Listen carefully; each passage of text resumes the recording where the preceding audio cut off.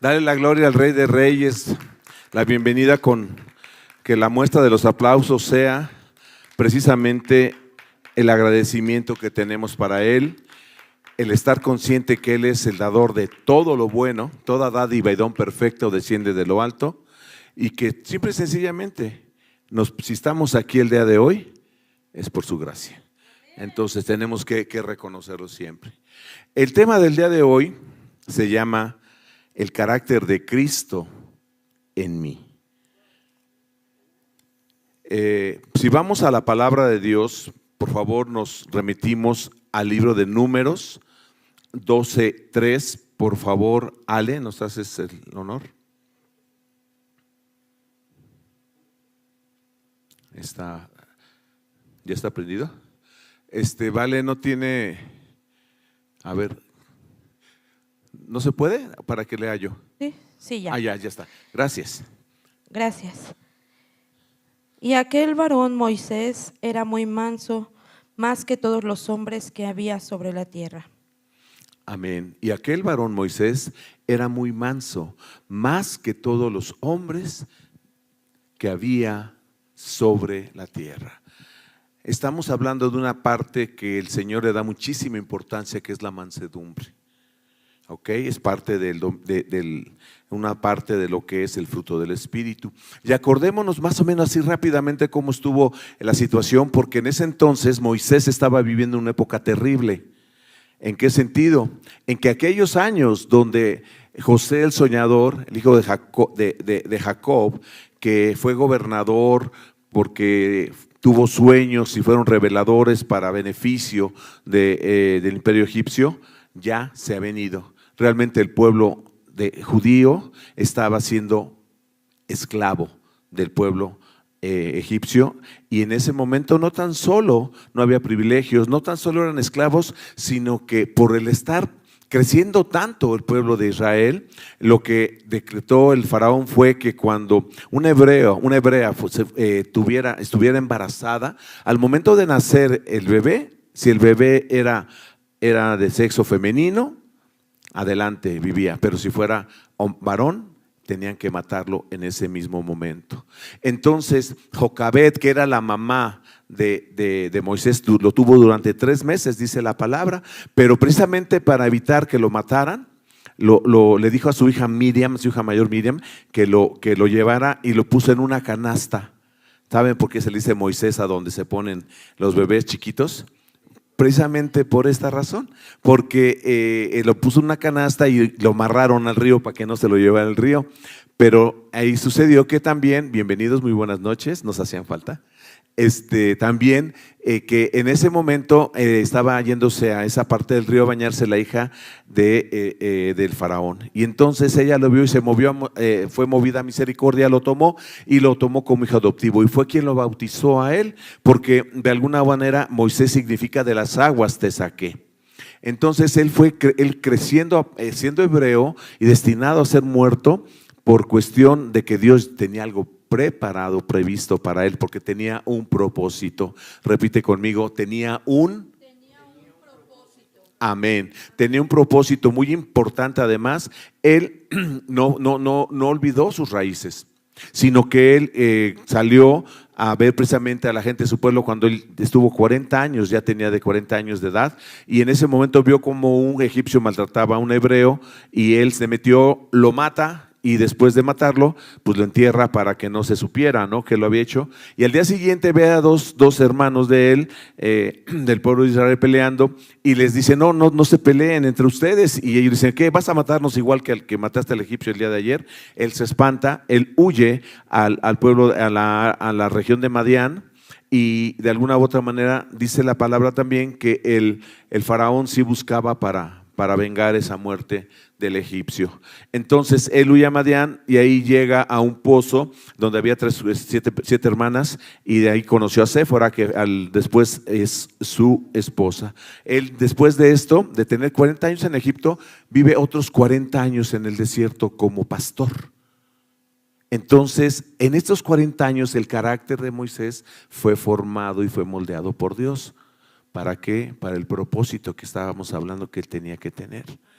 Pero algo que es muy importante y con lo que empezamos en Números 12:3 habla de que no había un hombre más manso que él sobre toda la tierra. ¿Por qué lo menciona la Biblia? Porque es muy importante, tan importante que en Mateo 11:29 la palabra nos dice así. Por favor, si eres tan amable. Llevad mi yugo sobre vosotros y aprended de mí, que soy manso y humilde de corazón, y hallaréis descanso para vuestras almas. ¿De quién está hablando en esta parte de la palabra de Dios? El Señor Jesús, efectivamente. Nos dice: lleven mi yugo sobre ustedes y aprendan de mí, que soy manso y humilde de corazón. El ser humano lo que menos tiene por naturaleza es ser manso y humilde. Por eso nos metemos en tantos problemas, porque somos rebeldes, somos egoístas, somos a veces obcecados, llegamos a ser totalmente orgullosos, vanidosos, y eso va contra para lo que nos está diciendo el Señor. Si sean como yo, manso y humilde. Muchos de nosotros nos escudamos diciendo: dice el Señor que seamos mansos, no mensos.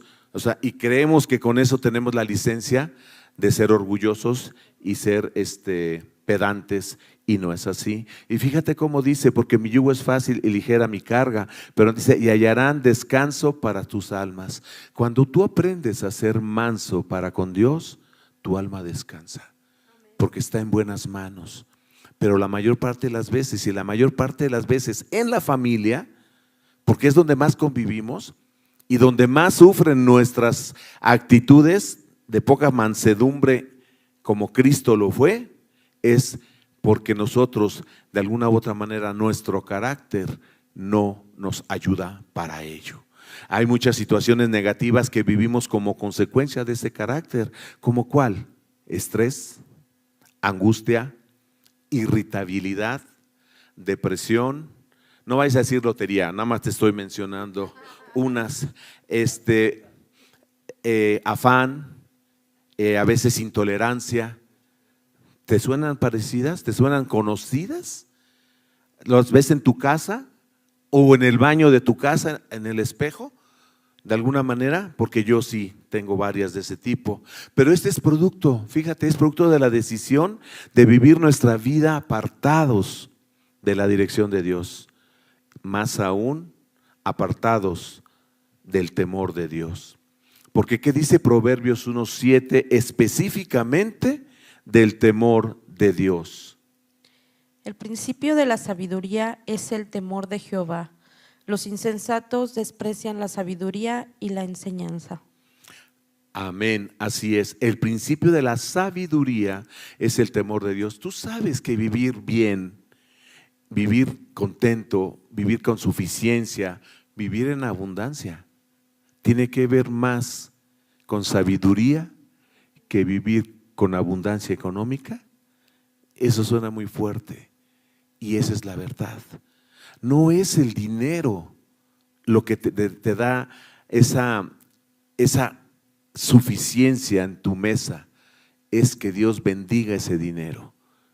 Puedes tener mucho más y el dinero se te escurre de las manos, o menos, pero si es bendecido y puesto en las manos de Dios y lo vivimos con contentamiento, con sabiduría, ese dinero nos va a ser suficiente, no vamos a vivir con afán. Eso es lo más caro en el mundo. No es otra cosa más cara que puedas encontrar en el mundo que la paz. Y mucha gente tiene todo el dinero y no la puede comprar. Y eso solamente viene de Dios. Pero para esto dice que el principio de la sabiduría es el temor de Jehová. Y todos entendemos aquí en qué consiste el temor de Jehová, que no es un miedo, que no es algo como muchos crecimos desde pequeños, que te va a castigar Dios. Si haces esto, te va a castigar Dios. Entonces, no, si sigues corriendo ahí, te va a castigar Dios. Te caes, ya ves, te dije que te iba a castigar. Híjole, pues qué atento es Dios, que nada más está fijándose en lo que hago para que me castigue. Y definitivamente pues esto no es así, ¿no? Entonces, muchas de las veces nosotros, las personas actualmente, bienvenida, las personas buscan el éxito con logros materiales y mundanos y dejan la cuestión espiritual completamente a un lado y vacía. ¿Qué pasa cuando dejas tu espíritu vacío? lo llena el mundo, lo llena Satanás y lo llena tu concupiscencia. Y entonces sí vamos a empezar a vivir de una manera tanto desordenada como vacía, como triste, como temerosa. La única forma de no estar a expensas de Satanás y su intención de venir, matar y destruir es estar plenos del Espíritu Santo. Los problemas del carácter acaban con cualquier liderazgo en potencia, en la iglesia, en tu trabajo, en tu casa. Por lo mismo, no dejan que se cumpla para que puedas comprobar la abundancia y la bendición de Dios, ese propósito divino. ¿Por qué? Porque nuestro carácter no permite que Dios entre y gobierne en todas las partes donde nosotros vivimos y convivimos. En esa forma, entonces nuestra familia, las finanzas, de alguna u otra manera empiezan a ser abrumadoras, empiezan a ser pesadas, empieza a ser difícil. Ya tu casa no es tu fuerte, ya no es el lugar donde llegas y tu remanso, ya es un lugar de pelea, ya no quieres llegar ahí. Ya muchas veces la mujer dice, híjole, ya va a llegar. Los hijos dicen, ya va a llegar mi papá. Y el papá dice, híjole, ya tengo que llegar a casa. Muchas de las veces el hombre, si le preguntas, dice, es que tengo que llegar y me va a echar bronca siempre, me echa bronca mi esposa. ¿Sabes cuál es la mejor? Dicen, ¿cuál es la mejor defensa? El ataque. Voy a llegar enojado. Yo no sé por qué, yo no sé por qué estoy enojado, pero tú sí sabes por qué vengo gritando, ¿no? Casi le dice a la esposa. Y la esposa también dice lo mismo. Piensa, dice, siempre llega enojado, llega de mal humor. No, yo ya lo que temo, ya no quiero ni que esté aquí. Así son los matrimonios muchas veces. ¿Por qué? Por el carácter que nosotros dejamos que sea arrastrado, insisto, por el mundo, por lo que todo mundo dice, porque al final de cuentas la gente piensa que así son los matrimonios, así son, todas las parejas tienen problemas efectivamente, pero no todas las parejas se dejan arrastrar por los problemas. Entonces, un carácter lleno del fruto del Espíritu es el que nos llevará a hacer grandes cosas por Dios. Pero si tú haces cosas por Dios, son buenas para Dios, para ti son excelentes. Tengo esa noticia. Si tú te abocas a pegarte a la voluntad de Dios, para ti es algo, son esas cosas grandes y ocultas que tú no conoces, a las que se refiere el versículo 33 de Jeremías 3. Cuando dice, clama a mí, yo te responderé, pero te mostraré además cosas que ni te imaginas. Entre ellas realmente una vida abundante, una vida buena, una vida plena en nuestro corazón. Todo aquel que esté lleno de Dios va a reflejar su carácter de Cristo. Y todos los componentes que conforman el fruto del Espíritu, que todos sabemos cuáles son y todos hemos escuchado respecto al fruto del Espíritu, que además es un solo fruto, no son los frutos del Espíritu. De alguna u otra manera, aunque se identifican por separado, es un solo fruto. Y la presencia del Espíritu Santo nos va a traer crecimiento en cada una de esas áreas. Y eso es un desarrollo que tenemos que tener. En Gálatas 5, 22, 23, ¿qué nos dice la palabra? Por favor, Ale.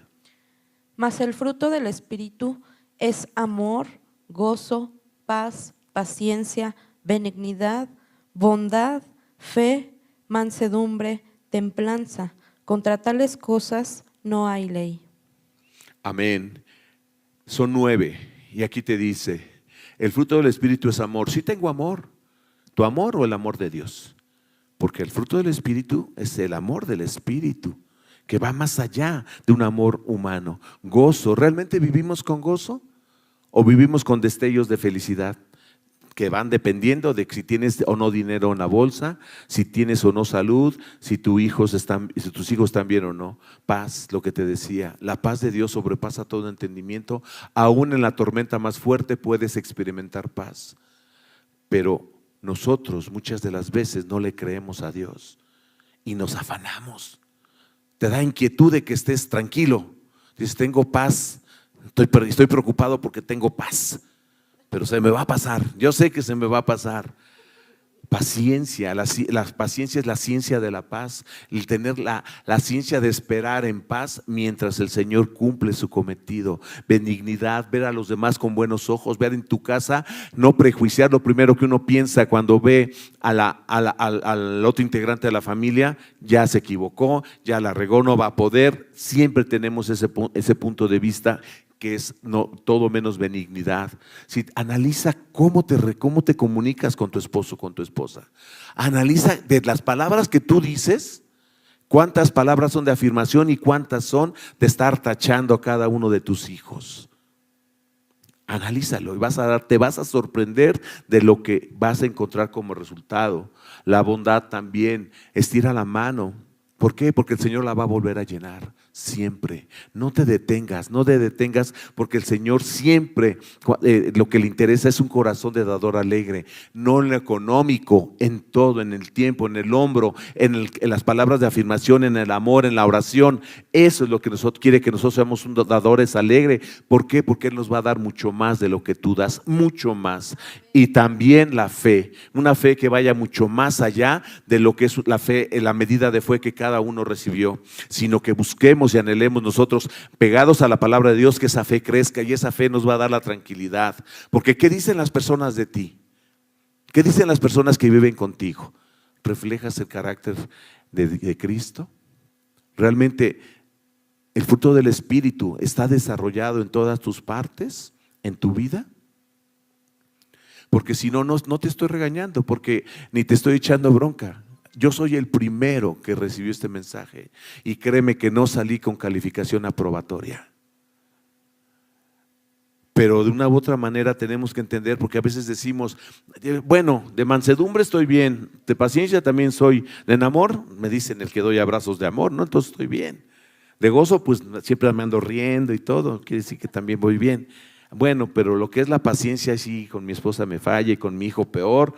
Entonces, bueno, pero de 9 tengo 6, pues ya es más del 50%. No. De alguna u otra manera, si nosotros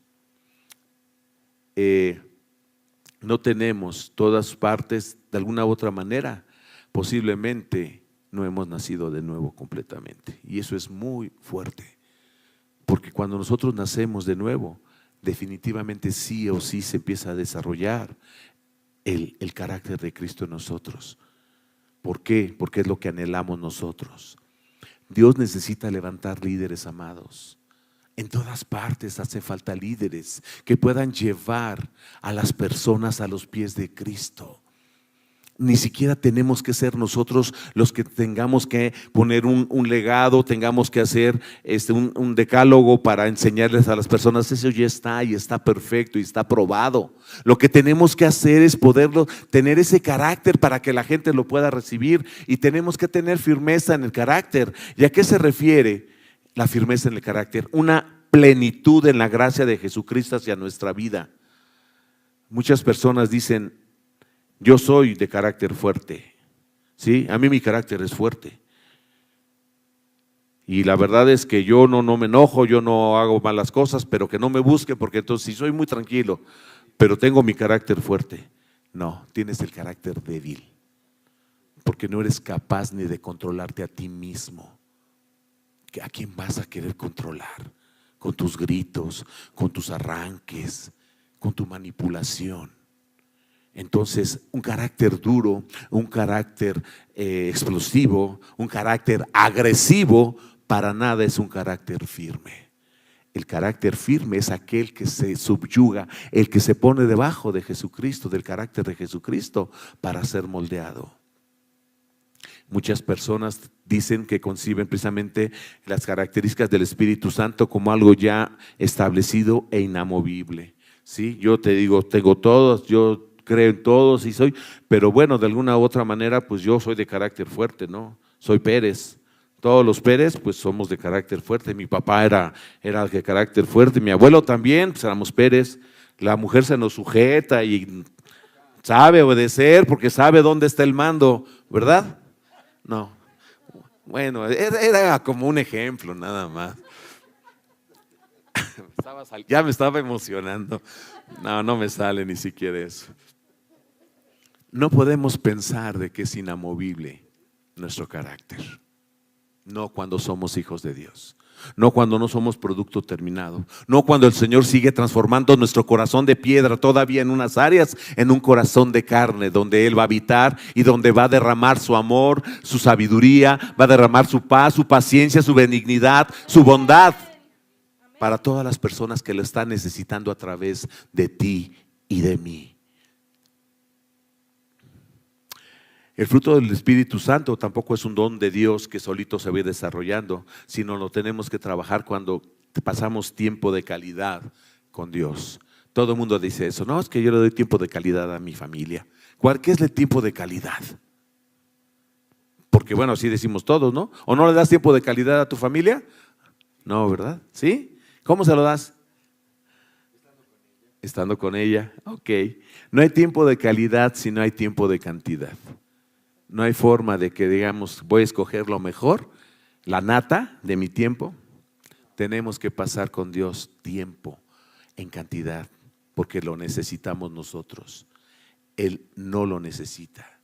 Y ese tiempo y lo que Él nos habla y que lo que aprendemos, aplicarlo en nuestra vida, para que de esa manera permitir que el Espíritu Santo realmente haga una transformación en nuestro corazón, arrancando todo el odio, el rencor, la amargura, resentimiento, deseos de venganza, falta de perdón, inmoralidad sexual, avaricia, codicia y todo lo que haya contaminado nuestra vida.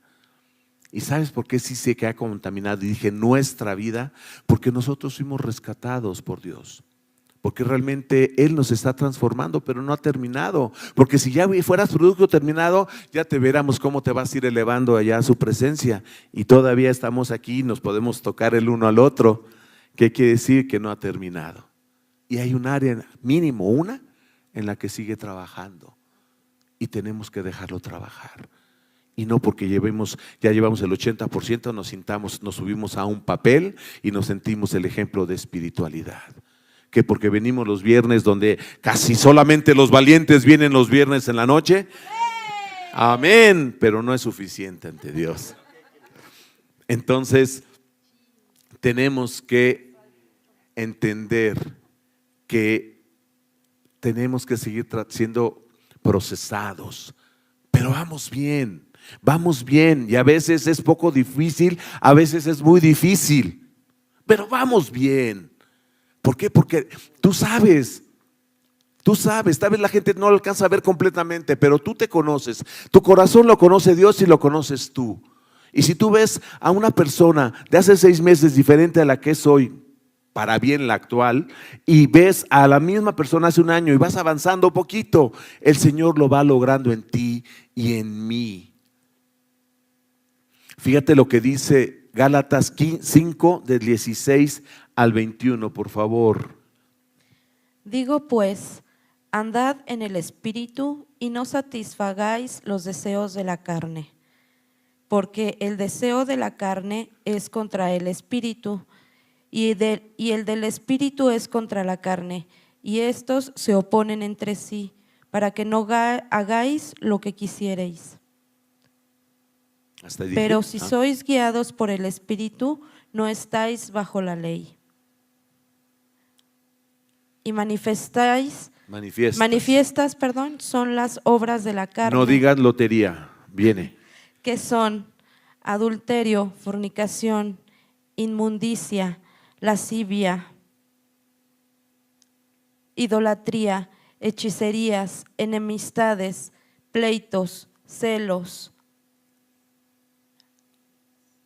iras, contiendas, disensiones, herejías, envidias, homicidios, borracheras, orgías y cosas semejantes a estas, acerca de las cuales os amonesto, como ya os lo he dicho antes, que los que practican tales cosas no heredarán el reino de Dios. Los que practican tales cosas no heredarán el reino de Dios. Qué fuerte es esto.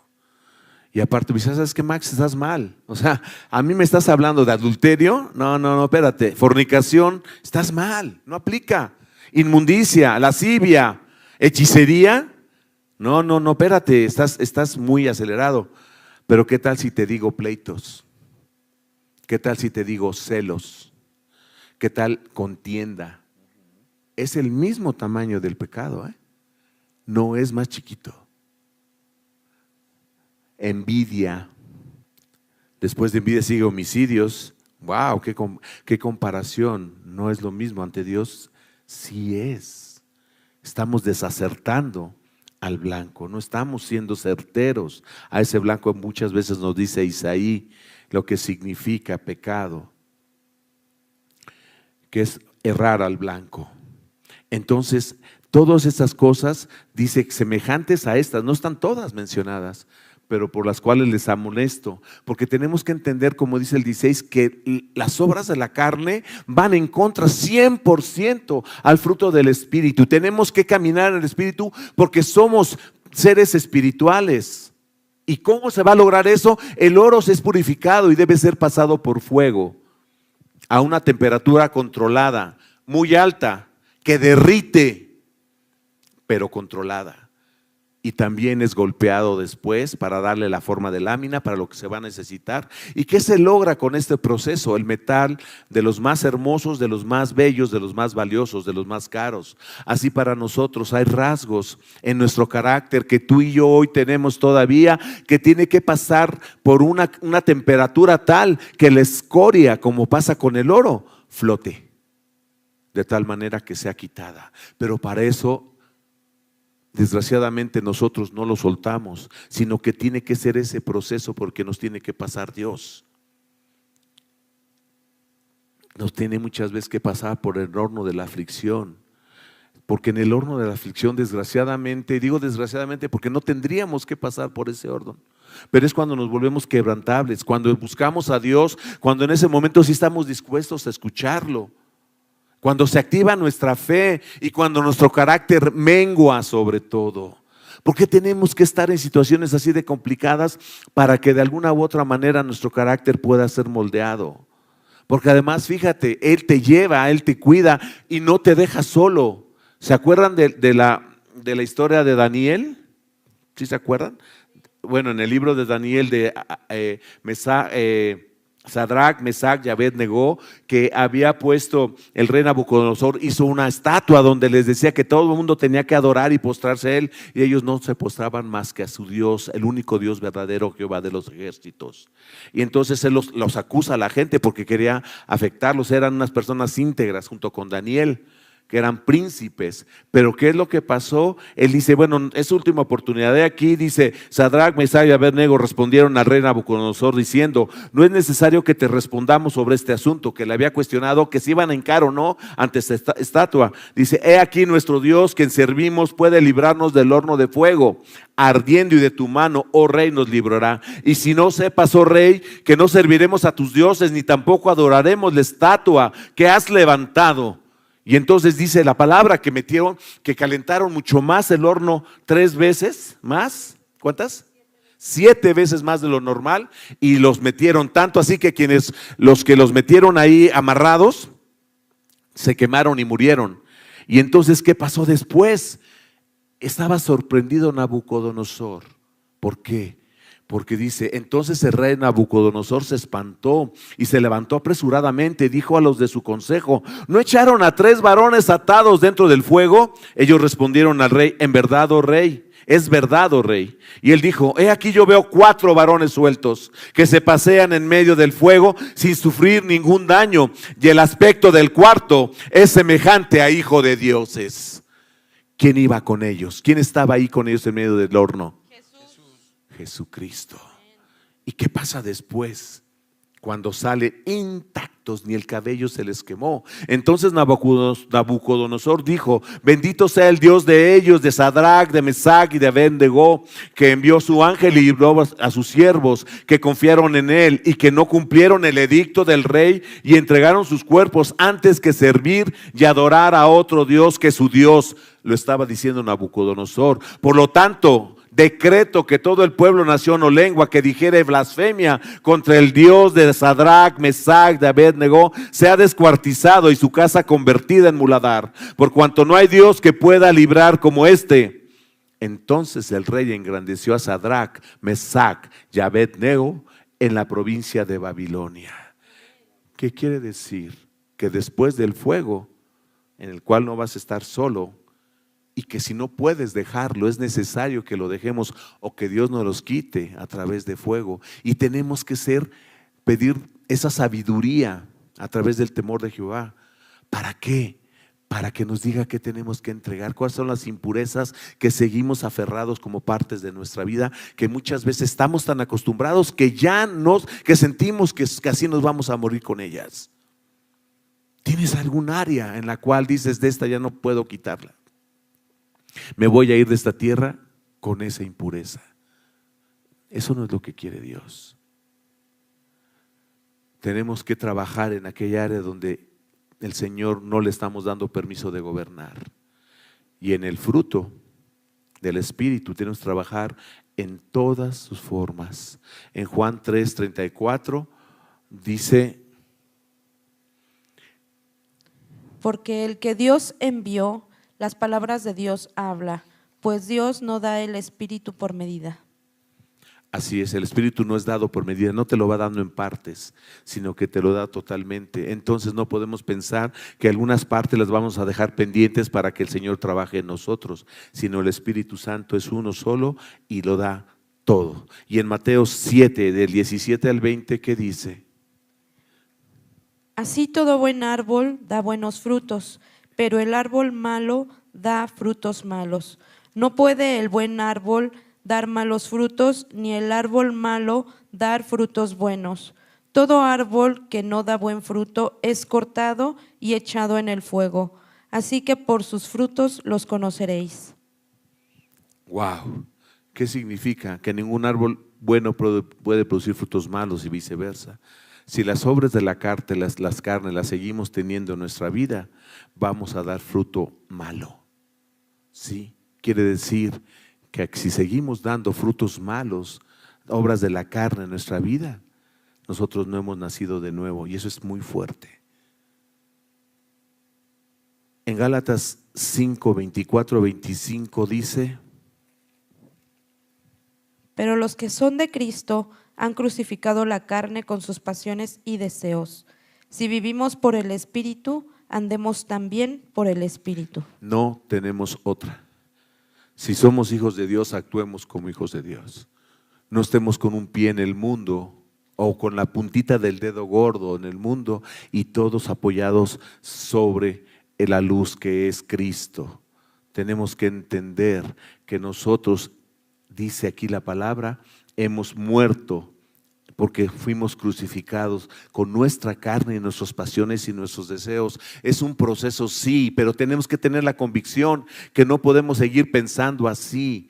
Al momento en que nosotros no podemos ser, no hay nada peor que ser un no convertido que ser un cristiano carnal.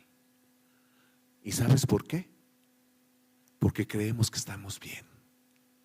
Creemos que estamos caminando pegaditos de Cristo, que vamos pisando las huellas que Él va dejando en el caminar, y no es cierto. ¿Por qué? ¿Y cómo nos damos cuenta? Porque no hay fruto. Porque la gente no ve en nosotros el carácter de Cristo. Porque en nuestra casa no nos reconocen, nos sentimos que no nos reconocen, que no ven nuestro esfuerzo, que no nos respetan, pero porque nosotros no damos el testimonio de Cristo. Por eso está pasando eso con nuestros hijos, con nuestro cónyuge. Este es un proceso que dura toda la vida, y mientras estemos en este cuerpo carnal, vamos a tener que seguir luchando con nuestra vieja naturaleza, porque está en nuestros sentidos, en nuestro cuerpo. ¿Y cómo sabe el mundo que tú y yo somos hijos de Dios? Por el fruto del Espíritu que nosotros mostramos. Es lo que el Señor quiere y no podemos hacer menos de ello. Los hacedores de la palabra son los que heredarán el reino de los cielos. Así dice, los oidores que sabiendo hacer el bien y no lo hacen, ellos también recibirán su justa recompensa. ¿Qué dice en Santiago 4:17, por favor? Y al que sabe hacer lo bueno y no lo hace, le es pecado. Ha sido más claro. El que sabe hacer lo bueno y no lo hace, le es pecado. La omisión también es pecado. No tenemos que hacer lo malo para pecar. Tenemos con que dejemos de hacer lo bueno y lo que tenemos que hacer, estamos pecando. No podemos estar como que en un río, como que descansamos cuando vamos a contracorriente, porque el río nos va a retrasar lo que dejamos de dar brazadas. Y tú sabes de eso, Clau, de lo que es estar batallando contra corrientes y todo esto. Entonces sabemos que no podemos, tenemos un ritmo al que no podemos dejar de avanzar, porque si no nos arrastra la corriente hacia atrás. Tenemos que postrar nuestro corazón en una actitud humilde, mansa. Ese es de lo más difícil que nosotros tenemos, aún como servidores, aún como líderes, aún como pastores. La humildad nos hace muchísima falta, porque no vemos al otro como más grande que nosotros. Porque dice la palabra, el que quiera ser mayor, que sirva a todos los demás. Y estamos muy acostumbrados y queremos seguir siendo servidos, más aún en nuestra casa. El día que seamos mansos y humildes como Cristo y podamos servir a nuestra casa como Cristo sirve a la iglesia, en ese momento vamos a ver maravillas en nuestra vida. Amén. Pero tenemos que ser osados. Tenemos que tener un corazón postrado, para que la palabra de Dios se establezca en nuestro espíritu y el Espíritu Santo controle nuestra boca, controle nuestros actos, nuestras miradas, a los varones sobre todo. Afortunadamente nosotros no podemos hacer nada, y digo afortunadamente porque no depende de nosotros, porque somos incapaces, y siervos inútiles somos. Pero el que puede hacerlo se llama Espíritu Santo, y Él sí puede. Solamente es que lo dejemos que haga lo que tiene que hacer. No nos debe de asustar todo lo que estamos viviendo. No te debe de asustar como a mí, si el día de hoy todavía hay áreas donde no puedo entregar completamente a los pies de Cristo. Que ha avanzado, sí. Que el Señor ha avanzado en otras, sí, pero no podemos descansar hasta que nos sigamos, y vamos a seguir todos los días hasta que el Señor regrese por nosotros. Porque las obras de la carne están puestas ahí. El fruto es algo natural. Nosotros vamos a dar un fruto sí o sí, pero tu fruto es apetecible, tu fruto es delicioso, tu fruto es aromático, es bonito, o nuestro fruto es resultado de nuestra fuerza de voluntad para querer hacer las cosas que Dios quiere que hagamos. Y es un fruto amargo, es un fruto que no llegó a madurar y que se echó a perder. O lo peor de todo, es un fruto de plástico, que está muy bonito y se ve muy bonito, pero no alimenta a nadie. Nadie come de esos frutos, mucho menos en tu casa. O es un fruto que lo compramos y lo amarramos a nuestro árbol. Nosotros a veces ponemos nuestro mayor esfuerzo, nuestra mejor intención. Tratamos de fabricar y de representar amor, gozo, paz, mansedumbre, pero humanas, no del espíritu. Porque no dejamos con mansedumbre que el Señor obre en nuestro corazón. En Juan 16:8, ya estoy terminando, dice así la palabra. Y cuando Él venga, convencerá al mundo de pecado, de justicia y de juicio. Amén. Dice la palabra, es Juan 16:8, ¿verdad? Dijimos, sí. Dice la palabra, y cuando Él venga, ¿quién? El Espíritu Santo, convencerá al mundo de pecado, de justicia y de juicio. ¿Por qué de pecado? Porque tú y yo sabemos cuando estamos pecando. Ya no tenemos opción de decir que será o no será, o que nuestra conciencia no es clara. El Espíritu Santo nos los manifiesta. Hasta de lo más chiquito que tenemos duda, el Espíritu Santo nos dice: no, Max. Pero es buena intención, aparte, no sé, son personas que no veía antes y ellos toman, pero yo no tomo. No, Max. Y te lo dice claramente. Y tenemos nosotros que entender que tenemos ese pecado, que está esa posibilidad de pecado, y cuando caemos en él, también nos da testimonio de justicia. ¿Quién nos puede justificar de nuestro pecado? la sangre de Jesucristo solamente. Y después de juicio, si tú no eres justificado por la sangre de Jesucristo, estás expuesto entonces al juicio. Y para que seas justificado por la sangre de Jesucristo, tenemos que tener arrepentimiento, confesión, contrición y cambio de dirección. Si no, nosotros seguimos en pecado. El Espíritu Santo nos pone un espejo ante nosotros y nos convence que hay áreas que tienen que ser rendidas en mansedumbre a nuestro Señor. No nos tardemos más, de verdad, no nos tardemos más para vivir una vida plena, para vivir una vida en paz, con gozo verdadero, amando y amándonos a nosotros mismos con el amor verdadero, con una bondad que espante y que tú lo que des, en todo lo que des, que el Señor veas cómo lo multiplica. Tenemos que permitir que el Espíritu Santo vive en nosotros con mansedumbre. Y eso solamente ocurre cuando nosotros escuchamos su voz. Y para escuchar su voz tenemos que tener una intimidad con Él todos los días, con tiempo de calidad y de cantidad.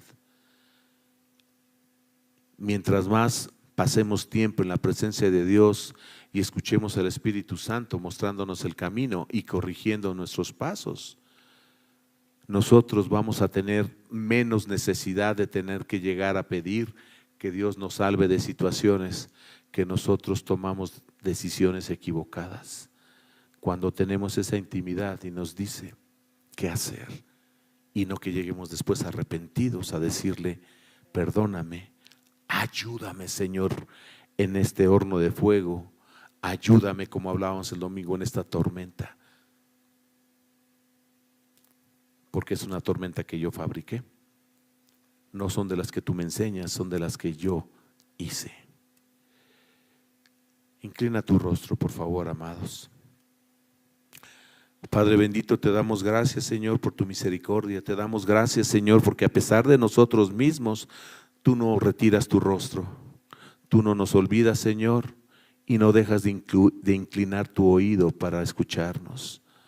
Padre amado, lo que necesitamos urgentemente es tu presencia, que nos das testimonio, y ese testimonio nos permite llamarte Abba Padre o papá, papito, sino que realmente aprendamos a depender de ti, a que ya no nos dejemos engañar por el mundo, a que nos demos cuenta, Señor, que en suficiencia y en abundancia tú nos darás en añadidura todo lo que necesitamos y mucho más que eso, pero que confiemos en ti, que caminemos contigo, que aprendamos a vivir con contentamiento, con paz en el corazón y creyendo que no somos de este mundo a pesar de que estamos aún en él, para que, Padre Santo, podamos entonces dar un fruto apetecible, un fruto de un árbol, Señor, que es frondoso, verde, con raíces profundas y sanas, y que de nuestro fruto comen muchas personas, se sacian y se satisfacen y se gozan, porque es un fruto verdadero, porque estamos bien nutridos en ti, Señor, porque estamos bien fincados en la roca fuerte que es tu Hijo Jesucristo, y que de esa manera nosotros podemos y seguiremos siendo transformados de victoria en victoria y de proceso en proceso, jamás quitando, Señor, nuestros ojos, pero sobre todo nuestro corazón del tuyo, Padre Santo. Ayúdanos a ya no ser de este mundo, papá, a no creerle a este mundo, a no vivir con afanes de este mundo, a no tener intolerancia que lo provoca la prisa de este mundo, a no sentirnos menos como este mundo nos quiere hacer sentir, a no creer que somos parte de una familia de fracaso, de un matrimonio que ya no tiene esperanza, que es lo único que hay, lo que tenemos el día de hoy, y que nos tenemos que conformar porque ya estoy aquí. No, papá, esa no es la verdad, esa no es tu voluntad, mi Dios y Señor. Eso no es lo que tienes preparado para nosotros, sino una victoria total y absoluta, y magnífica para nuestra vida y para nuestra casa, para nuestra iglesia, para nuestro país. Nos rendimos, Señor, en total mansedumbre y anhelamos llevar tu yugo, que es suave y ligera tu carga, en vez de seguir cargando este peso tan pesado que el mundo nos ha impuesto. Hoy declaramos, Señor, que tú eres nuestro suficiente en todas las áreas de nuestra vida y que a ti, Jesús, eres nuestro Salvador, pero también eres nuestro Señor, y que vamos a poner todo nuestro empeño, todo nuestro corazón para estar recibiendo de lo que tú nos estás dando a través de tu palabra, apropiarlo y vivirlo. Te damos gracias por todo, por lo que has hecho, pero aún más por lo que vas a hacer en nuestra casa, en nuestra vida, en nuestra familia, en nuestra iglesia, en nuestro país. En el poderoso nombre de nuestro Señor Jesucristo. Amén.